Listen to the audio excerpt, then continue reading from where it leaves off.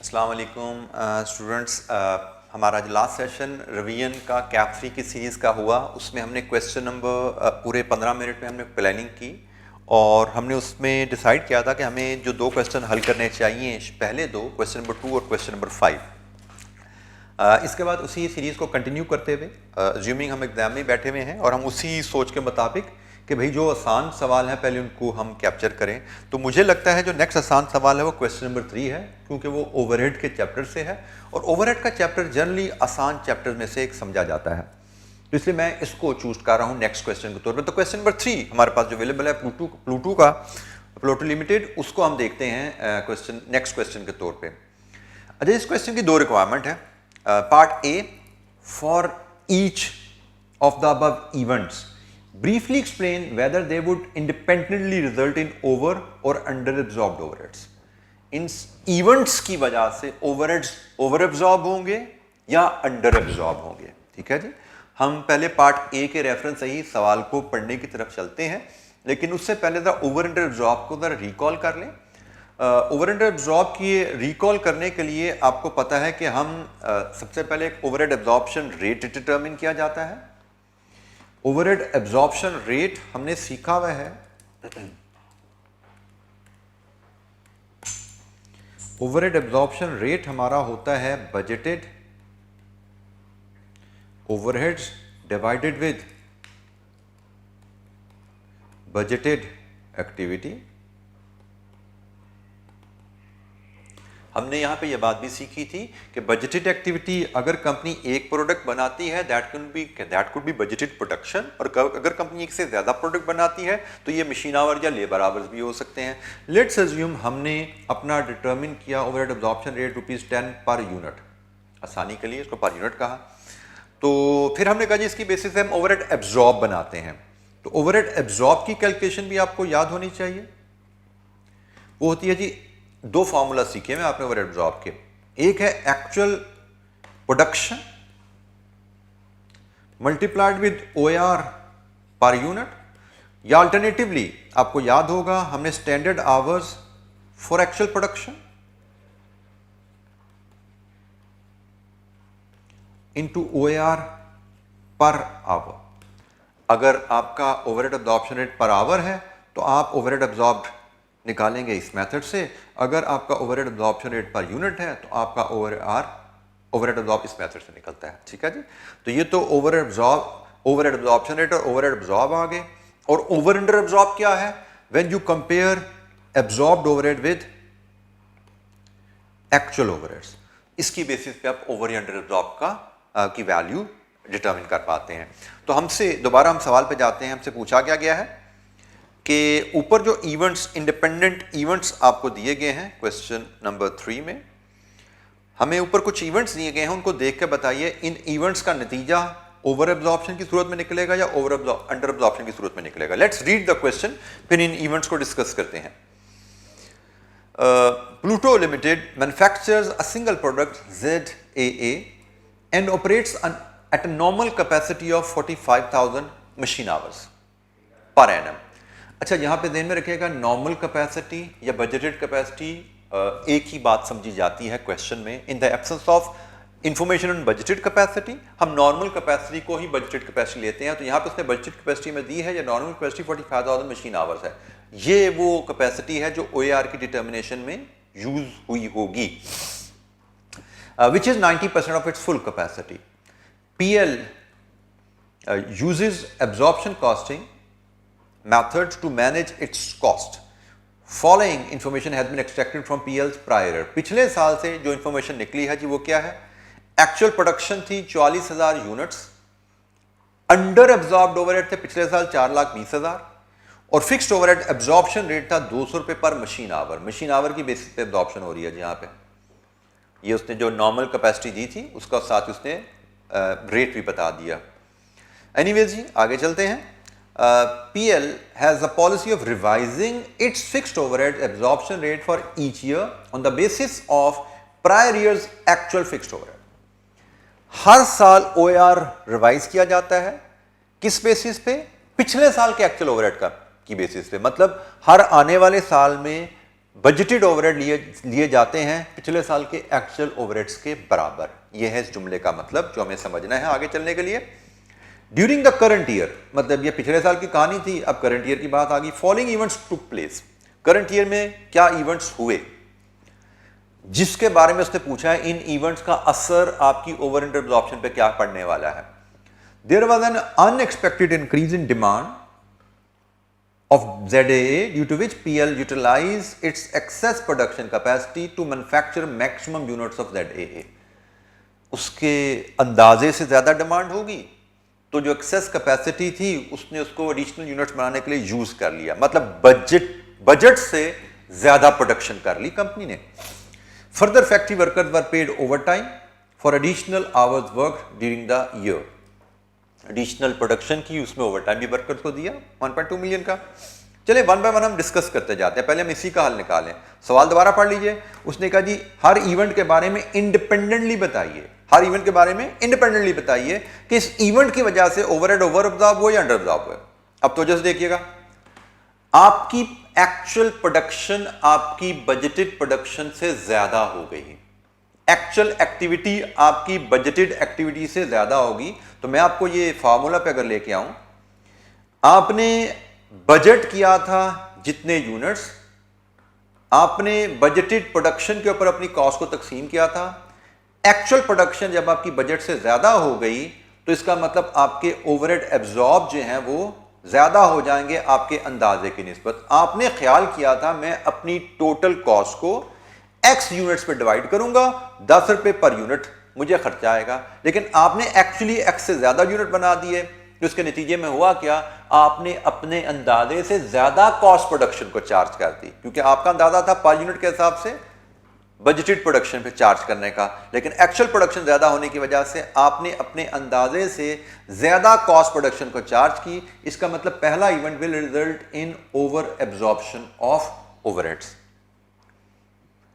अंदाजे से ज्यादा प्रोडक्शन करना ओवर एब्जॉर्प्शन आउटकम आती है। The government announced an increase in taxes on electricity which increase PL's cost by 300,000।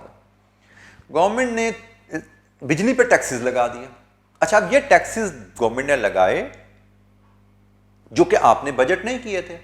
मतलब आपने जब बजट बनाया था तो आपके बजट में इन टैक्सेस का अमल दखल नहीं था। इसका मतलब आपने रिड्यूस्ड खर्चों की तकसीम की है। एक्चुअल खर्चा आपके बजट से ज्यादा आ गया है, आपने रिड्यूस्ड कॉस्ट को, लेस कॉस्ट को अपनी प्रोडक्शन को चार्ज कर दिया, क्योंकि 3 लाख के खर्चे का आपको पता ही नहीं था। लेकिन एक्चुअल खर्चा उससे ज्यादा होने की वजह से इस केस में हम कहते हैं कि हमने चार्ज प्रोडक्शन को कम कर दिया, एक्चुअल खर्चा ज्यादा आ गया। So this is a case of under absorption. ये अंडर एब्जॉर्प्शन का केस है। जो जैसे मैं बोल रहा हूं इसी अंदाज में आपको 2-2 लाइन में जवाब लिखना है। मैं तो आपको एक्सप्लेन कर रहा हूं, यहां पे 2-2 लाइन में आपको लिखने की जरूरत है, क्योंकि उसने कहा ब्रीफली एक्सप्लेन 3 नंबर, 3 इवेंट्स, हर इवेंट की एक्सप्लेनेशन 1 नंबर। 2 लाइनों से ज्यादा लिखने की यहां पे जरूरत नहीं है, क्योंकि हमें 2 लाइनों से हम 4 लाइनें 6 लाइनें लिख देंगे तो 1 से ज्यादा नंबर नहीं मिलना, नंबर 1 ही है मैक्सिमम। उस हिसाब से आपने टाइम बाउंड होकर चलना होता है। Due to mechanical fault there was a machine breakdown which had to be repaired at a cost of 3 million. PL received insurance claim of 2.8 million against the machine breakdown। अब machine breakdown है, ये आपके budget में नहीं आता, किसी mechanical fault की वजह से मशीन टूट गई, आपने ये रिपेयर अपने अंदाजे में बजटेड ओवरहेड में शामिल नहीं की हुई थी। नेट खर्चा इसका तो 2 लाख आया है, 3 लाख का खर्चा हुआ, 2.8 इंश्योरेंस से वापस मिल गया, नेट 2 लाख का खर्चा आपके बजट से ज्यादा आ गया। तो आपने जो एब्जॉर्प्शन की हुई है, एब्जॉर्प्शन रेट जो निकाला हुआ है वो बजटेड ओवरहेड पे निकाला हुआ है, जो कि आप एक्चुअल से यकीनन कम था। एक्चुअल खर्चा ज्यादा आने की वजह से it is a case of again under absorption. आपकी अंडर एब्जॉर्प्शन आ जाएगी क्योंकि आपने एब्जॉर्प्शन के लिए जो खर्चे लिए थे उसमें ये ब्रेकडाउन की रिपेयर का खर्चा शामिल नहीं था। एक्चुअल खर्चा आ जाएगा तो एक्चुअल खर्चा आपके एब्जॉर्ब से एक्सीड कर जाएगा इस इवेंट की वजह से। इस इवेंट की वजह से अंडर एब्जॉर्प्शन का सिनेरियो डेवलप हो जाएगा। तो ये जनाब हमारा ब्रीफ पार्ट ए था। Part B, compute the budgeted and actual fixed overheads of prior year and current year. पिछले साल के बजटेड और एक्चुअल फिक्स्ड ओवरहेड बताइए और करंट ईयर के बजटेड और फिक्स्ड ओवरहेड बताइए। Assume that there was no other increase or decrease in fixed overhead other than those mentioned above। उसने कहा जी इन 3 के अलावा, ये जो 3 इवेंट्स हमने बताया ना, इन 3 के अलावा कोई चेंज नहीं आई थी करंट ईयर में, इसके हिसाब से काम कीजिए। अच्छा जी, हमें पहले पिछले साल पे जाना है, तो भाई ये कहानी है पिछले साल की, ये है कहानी पिछले साल की, और ये है कहानी करंट ईयर की। तो हम पहले पिछले साल के हिसाब से चलते हैं, पिछले साल के हिसाब से हमें क्या करना है। तो पिछले साल के बजटेड ओवरहेड, तो पिछले साल के बजटेड ओवरहेड के लिए तो जो हमें काम करना है वो तो बड़ा फ्रीक्वेंटली हमने पास्ट क्लासरूम में किया हुआ है, और जिन्होंने क्लासें अदरवाइज रिवीजन में भी आप देख चुके होंगे, हमने पढ़ा हुआ है कि बजटेड ओवरहेड जो होते हैं वो होते हैं budgeted activity into overhead absorption rate. अब हमारे ओवरहेड एब्जॉर्प्शन रेट है ₹200 पर मशीन आवर, तो इसका मतलब हमें बजटेड मशीन आवर लेने हैं, जो कि यहां पे उसने हमें दिए हुए हैं 45,000। ठीक है जी, यहां से बजटेड ओवरहेड्स हमें मिल गए, ये मशीन आवर्स आ गए, ये बनते हैं जी ₹9 मिलियन। ये हमारी पिछले साल के बजटेड ओवरहेड आ गए। फिर हमसे कहा जा रहा है जी पिछले साल के एक्चुअल ओवरहेड बताइए। हमें पिछले साल के बजटेड ओवरहेड्स पता हो और पिछले साल का ओआर अगर पता हो, तो हम प्रायर ईयर, ये हम प्रायर ईयर की कहानी कर रहे हैं क्योंकि हम आगे करंट ईयर की कहानी भी करनी है, तो हम एब्जॉर्ब्ड ओवरहेड्स डिटरमिन करेंगे। एब्जॉर्ब्ड ओवरहेड में हम अंडर एब्जॉर्ब पिछले साल के गिवन है, अंडर एब्जॉर्ब का मतलब एक्चुअल एब्जॉर्ब से ज्यादा है, एब्जॉर्ब्ड ओवरहेड एक्चुअल से कम है, इसमें हम अंडर एब्जॉर्ब्ड ऐड कर दें तो हमें एक्चुअल ओवरहेड्स मिल जाएंगे। और अंडर एब्जॉर्ब्ड ओवरहेड्स हमें रेडीली अवेलेबल है पिछले साल के 4,20,000। अच्छा जी, अब हमें एब्जॉर्ब्ड ओवरहेड्स चाहिए, तो एब्जॉर्ब्ड ओवरहेड का फार्मूला मैंने अभी आपसे शेयर किया था जी, कहीं पे एब्जॉर्ब्ड ओवरहेड का फार्मूला मैंने आपसे शेयर किया था, ये जनाब, कि हम 2 तरीके हैं एब्जॉर्ब्ड ओवरहेड निकालने के। एक, अगर आपका पर यूनिट रेट है तो एक्चुअल प्रोडक्शन को मल्टीप्लाई कीजिए पर यूनिट से। दूसरा, अगर पर आवर रेट है तो standard hours for actual production को मल्टीप्लाई कीजिए ओआर से। तो हमारा केस कौन सा है जी?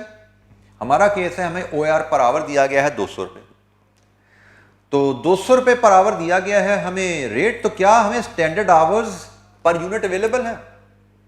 तो यहां पे जी क्वेश्चन में एक है एनॉमली, यहां पे इस क्वेश्चन में एक एनॉमली है और एग्जामिनर ने जो सोल्यूशन हमें दिया है वो इस एनॉमली के साथ ही उसने हल कर दिया, लेकिन we need to figure that out. यहां पे देखिए हमें एक्चुअल प्रोडक्शन दी गई है 44,000 पिछले साल की, हमें बजटेड मशीन आवर दिए गए हैं पिछले साल के, लेकिन स्टैंडर्ड आवर्स पर यूनिट हमें नहीं बताए गए। तो यहां पे हमें standard hours for actual production चाहिए। We have no option but to assume something, और सिंपल अजम्पशन रहती है कि हम अज्यूम कर लेते हैं कि standard hours per unit is 1, standard hours per unit is 1, तो standard hours for actual production will be 44,000, standard hours for actual production will be 44,000। तो हम जनाब यहाँ पे 44,000 यूनिट्स इंटू 1 मशीन आवर, ये मैंने अज्यूम किया, इसको मल्टीप्लाई किया 200 रुपीज़ पर मशीन आवर से, सो मेरे ओवरहेड एब्जॉर्ब्ड आ गए 8.8 मिलियन। ये है जी मेरे ओवरहेड एब्जॉर्ब्ड 8.8 मिलियन। लीजिए जी ओवरहेड एब्जॉर्ब्ड हम 8.8 मिलियन का यहाँ पे इनकॉर्पोरेट करते हैं, 8.8 मिलियन, और यहाँ से हमें एक्चुअल ओवरहेड्स मिल गए पिछले साल के, प्रायर ईयर के एक्चुअल ओवरहेड्स हमें यहाँ से मिल जाते हैं, वो बनते हैं जी 9220,000। प्रायर ईयर की कहानी हमारी कंप्लीट हुई। अब हम चलते हैं करंट ईयर की तरफ। करंट ईयर के बजटेड ओवरहेड निकालने हैं, तो करंट ईयर के बजटेड ओवरहेड के बारे में उसने बड़ा सिंपल सा हिंट दिया हुआ है कि भाई किसी भी साल के बजटेड ओवरहेड पिछले साल के एक्चुअल के बराबर होते हैं। तो ये जनाब 9220,000, ये पिछले साल के बजटेड आ गए हमारे। फिर उसने मजीद हमें कहा हुआ है कि बजट के मुकाबले में जो चेंज आई है वो 3 इवेंट्स की चेंज आपने सिर्फ लेनी है, सिर्फ 3 इवेंट्स में जो चेंज आई है वो आपने लेनी है। तो उन 3 इवेंट्स को 1 बाय 1 पढ़ते हैं और उनका इफेक्ट हम ओवरहेड्स पे देखते जाते हैं। पहला इवेंट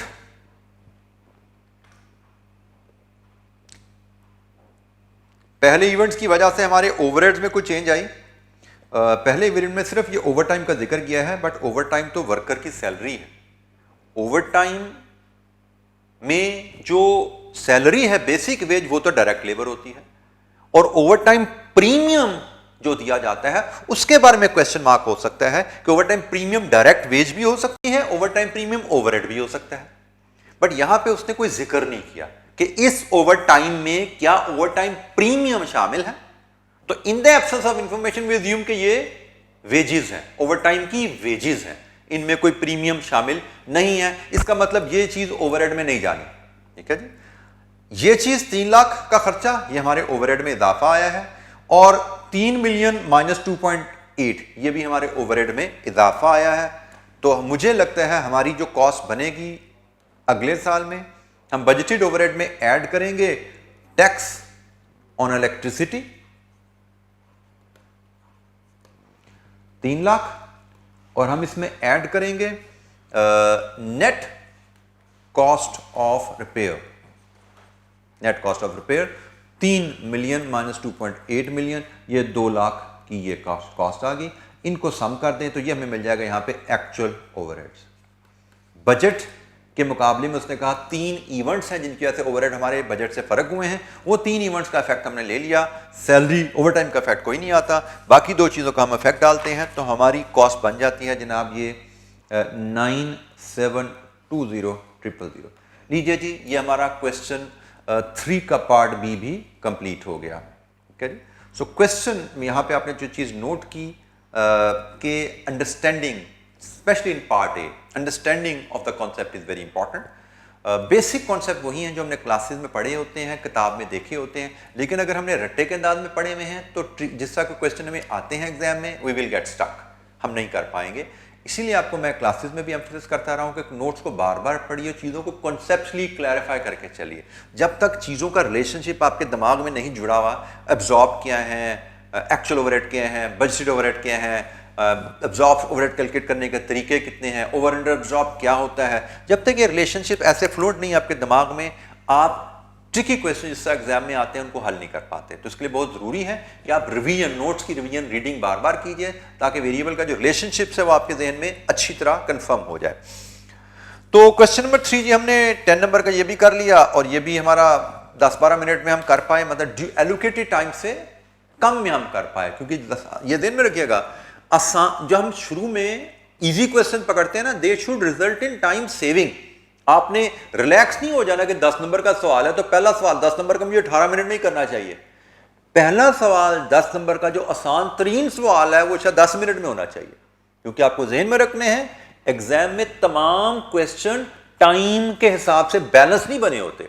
एग्जामिनर ने पूरे पेपर को बैलेंस बनाया होता है। भाई पूरा पेपर एक अच्छा स्टूडेंट करने के काबिल होता है 100 नंबर का, लगभग 100 नंबर का, बल्कि ये भी एक ध्यान में रखिए कि 100 नंबर का करने के हिसाब से नहीं बनाया जाता, वो एक रीजनेबल स्टूडेंट 3 घंटे में अच्छे तरीके से पास कर सके इसलिए बनाया जाता है। और अजम्पशन लेके आप थोड़ा जो टाइम सेव करते हो उसकी वजह से 100 कर पाते हो। सही 100 कर पाना हर स्टूडेंट के लिए पॉसिबल नहीं होता।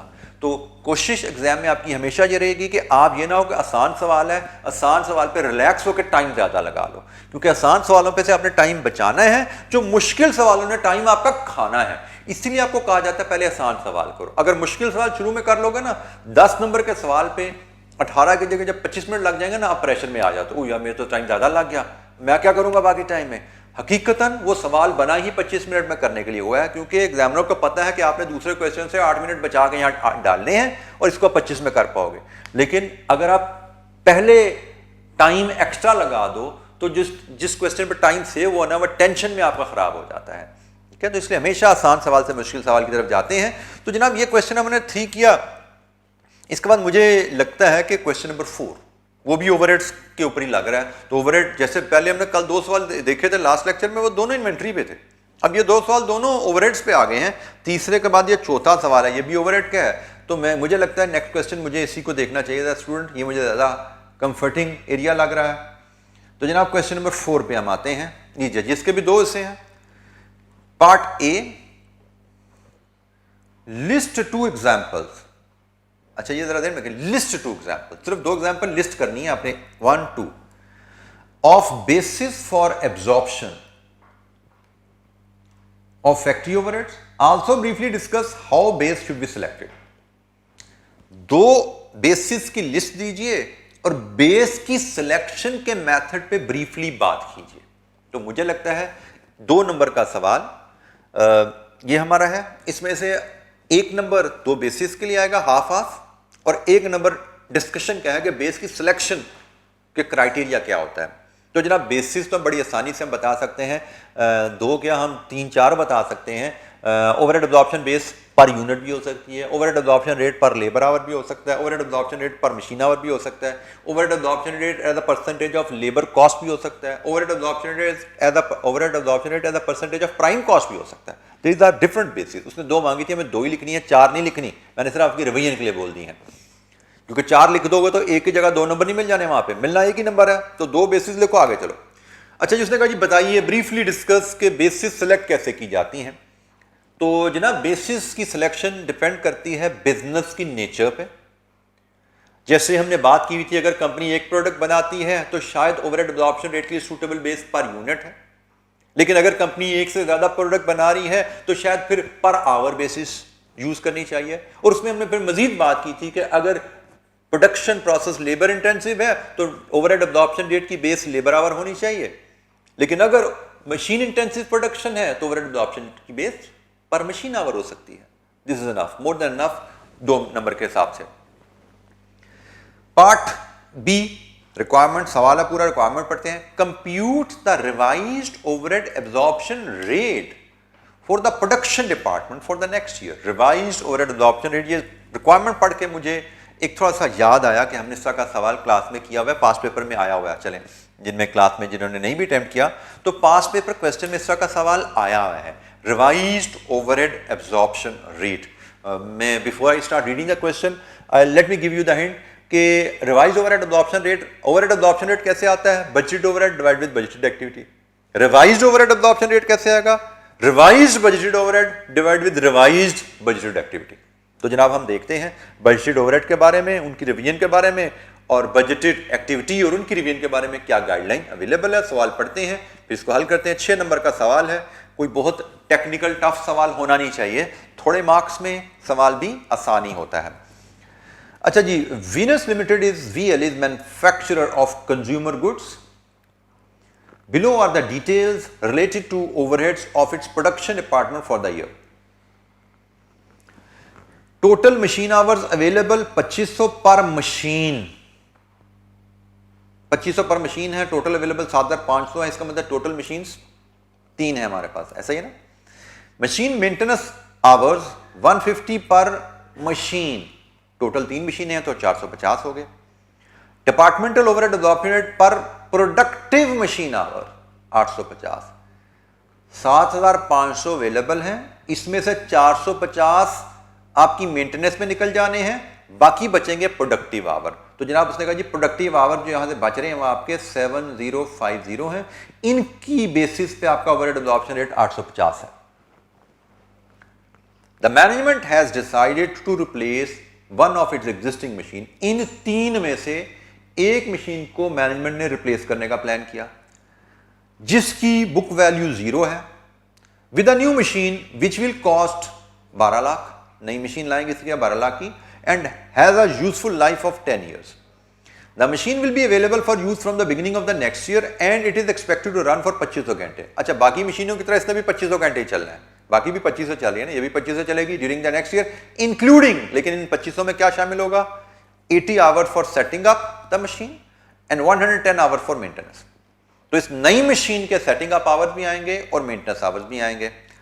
The estimated overheads for the year related to new machine, नई मशीन की वजह से जो ओवरहेड्स आएंगे, electricity consumption per hour 180, annual maintenance cost 2 lakh, indirect labour cost 50,000। ये नई मशीन की वजह से जो इजाफी ओवरहेड्स आने वाले हैं, ये उनकी डिटेल हमें बताई गई है। It has also been decided that from the beginning of the next year, one of the managers from the another department will be moved to the production department for monitoring the line efficiency. The manager's salary is 30,000 per month. अच्छा जी, ये कहानी आ गई जी। अब हमसे कहा गया है आप अगले साल का रिवाइज्ड ओवरहेड एब्जॉर्प्शन रेट बताइए क्या है।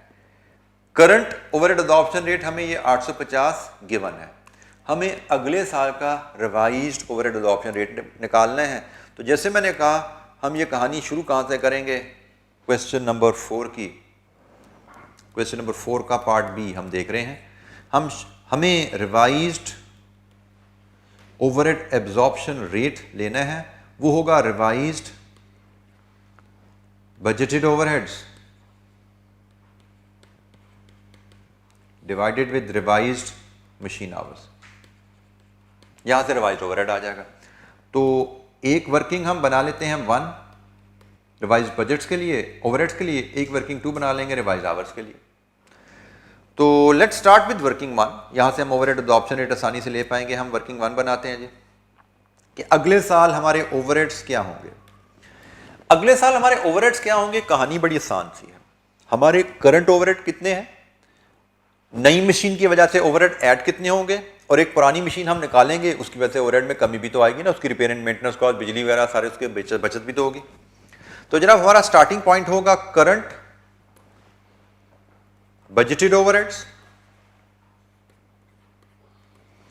इसमें से लेस कर दें overheads for the old machine disposed, और इसमें ऐड कर दें overhead for the new machine. यहां से हमें मिलेंगे जनाब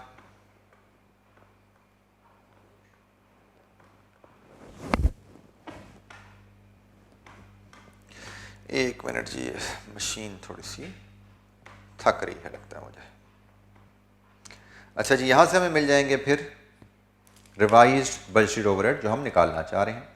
अच्छा जी, करंट बजटेड ओवरहेड बड़े आसान है जनाब, हमने बार बार कैलकुलेट किया, अभी पिछले पार्ट में भी कैलकुलेट किया था, overhead absorption rate into budgeted activity.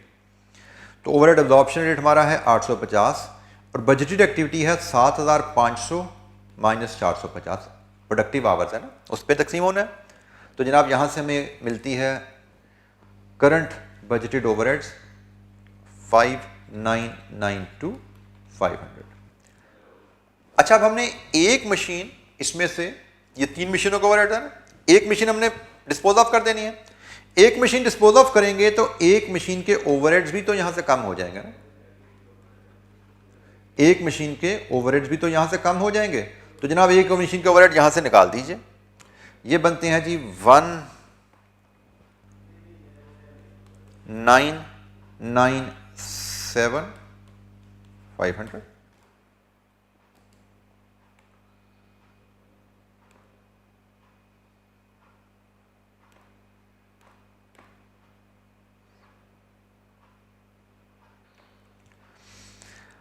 अच्छा जी, अब इसके बाद हमें overheads of the new machine लेने हैं। तो नई मशीन के ओवरहेड्स के लिए मैं एक वर्किंग 1.1 आपके लिए यहां पे क्रिएट करता हूं जनाब। वर्किंग 1.1, वर्किंग 1.1 हमें जो डाटा दिया गया है उसके मुताबिक हमें नई मशीन की डेप्रिसिएशन लेनी है। मजीद हमें बताया गया है नई मशीन से रिलेटेड इलेक्ट्रिसिटी, मजीद हमें बताया गया है मेंटेनेंस, मजीद हमें कहा गया है इनडायरेक्ट लेबर, और आखिरी आइटम हमें बताई गई है salary of the supervisor, salary of the supervisor. तो जनाब डेप्रिसिएशन सालाना जो हम यहां पे चार्ज करेंगे, 12 लाख की मशीन, 10 साल लाइफ, 1,20,000। इलेक्ट्रिसिटी जो यहां पे चार्ज होगी वो 180 रुपये पर आवर है, और यहां पे ख्याल रखना है प्रोडक्टिव आवर लिए जाएंगे 2500 माइनस 80 माइनस 110, ये नई मशीन के प्रोडक्टिव आवर्स हैं। इसके हिसाब से ये कॉस्ट बनेगी 4,15,800। देन हमें मेंटेनेंस कॉस्ट 1 साल की बताई गई है लमसम 2 लाख। फिर हमें इनडायरेक्ट लेबर लमसम बताई गई है क्वेश्चन में 50,000, और सैलरी हमें कहा गया है 30,000 पर मंथ है जो बंदा हम शिफ्ट करेंगे इंटू 12, तो ये बनी जनाब 3,60,000। लीजिए जी, ये नए मशीन के ओवरहेड्स हमारे पास आ गए हैं।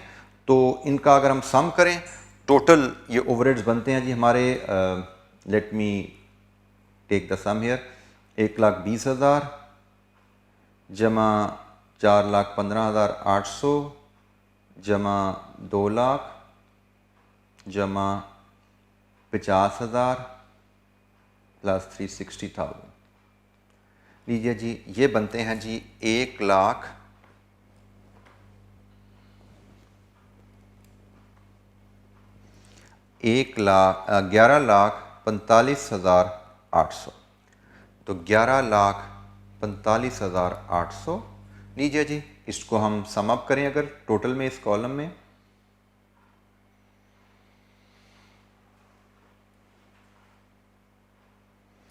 तो यहाँ पे टोटल हमारा बन जाता है जी 51,40,800। ये हमारे पास आ गए जी हमारे रिवाइज्ड बजटेड ओवरहेड्स, कि हम एग्जिस्टिंग 3 मशीन में से एक पुरानी मशीन निकालें, एक नई मशीन डालें, तो अगले साल हमारे बजटेड ओवरहेड्स क्या होंगे, वो जनाब आ गया हमारे पास 5,140,800। ये ओवरहेड्स आ गए। अब मशीन आवर्स ले लेते हैं कि अगले साल हमारे मशीन आवर्स अब कितने रह जाएंगे। वर्किंग टू 1.2, हमारे एग्जिस्टिंग मशीन आवर्स जो हैं, एग्जिस्टिंग मशीन आवर्स जो वर्किंग हैं, प्रोडक्टिव, जिस पे हम ओवरहेड अब्जॉर्ब करते हैं, वो 7,500 माइनस 450, वो 7,050 है। इसमें से पुरानी मशीन निकल जाएगी तो उसके मशीन आवर लेस कर दें, less machine hours of old machine, it will be simply equal, divide with 3। तो ये बनते हैं जनाब आपके 2350, और इसमें ऐड कर दें machine hours of new machine, ये है जी 2500 माइनस 80, प्रोडक्टिव आवर ऐड करेंगे माइनस 110, ये बनते हैं जनाब 2310। ये माइनस हुआ, ये ऐड हुआ, तो रिवाइज मशीन आवर्स आपके आगे 7010। लीजिए जी, रिवाइज मशीन आवर्स आगे, इनको यहाँ पे फीड करेंगे 7010।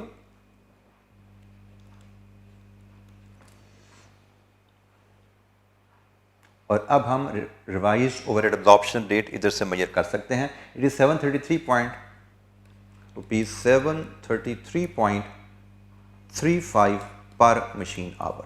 लीजिए जी, ये 6 नंबर का पार्ट था, आपके सामने इनके पूरा सोल्यूशन विद वर्किंग आ रहा है। नहायत ही सिंपल और स्ट्रेट फॉरवर्ड क्वेश्चन था। जैसे मैंने कहा, हमने इस तरह का क्वेश्चन पास पेपर में देखा भी हुआ है, जिसमें अगर आपको याद हो मैंने एक एरर भी नोट करवाई थी। इस सोल्यूशन में आईकैप ने वो आईकैप के सोल्यूशन में वो एरर नहीं है जो उधर हमें नजर आई थी। वहाँ पे प्रोडक्टिव आवर्स को उसने सही तरह मैयर नहीं किया होता है। तो प्रोडक्टिव आवर आईकैप का सोल्यूशन भी एग्जैक्टली उसी तरह जैसे हमने यहाँ पे किया, वैसे ही आईकैप का सोल्यूशन भी मैचिंग है हमारा।